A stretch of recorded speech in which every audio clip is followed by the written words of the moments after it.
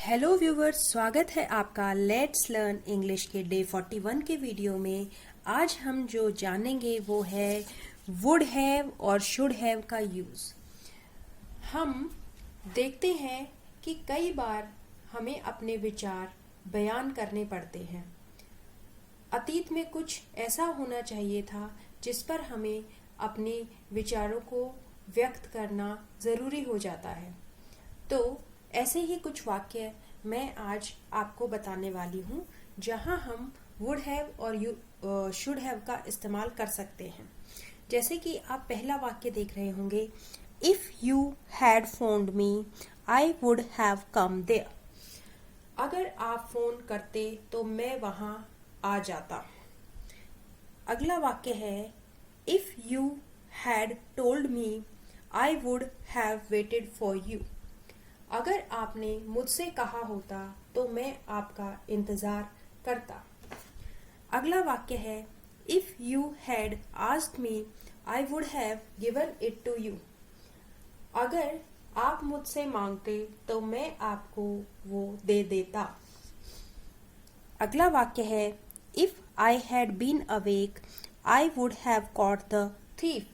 अगर मैं जागा होता तो मैंने चोर को पकड़ लिया होता। They came all the way to invite you, you should have attended the wedding. वे इतनी दूर आए तुम्हें निमंत्रण देने, तुम्हें शादी में जाना चाहिए था। You should have told me yesterday. तुम्हें मुझे कल बताना चाहिए था।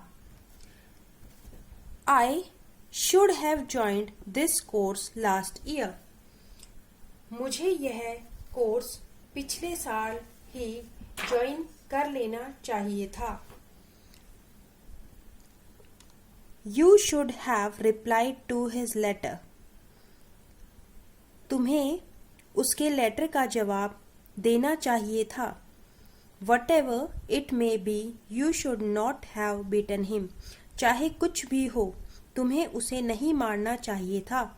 I shouldn't have wasted my time. मुझे अपना समय बर्बाद नहीं करना चाहिए था। You should not have talked like that. तुम्हें इस तरीके से बात नहीं करनी चाहिए थी। It was my mistake.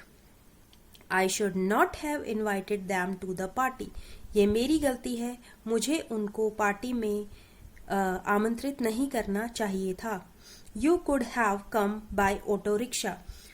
तुम्हें ऑटो रिक्शा से आ जाना चाहिए था, या तुम ऑटो रिक्शा से चले आते।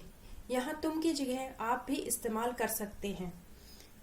तो बच्चों, आपने देखा कितनी आसानी से हमने वुड हैव और शुड हैव का यूज किया।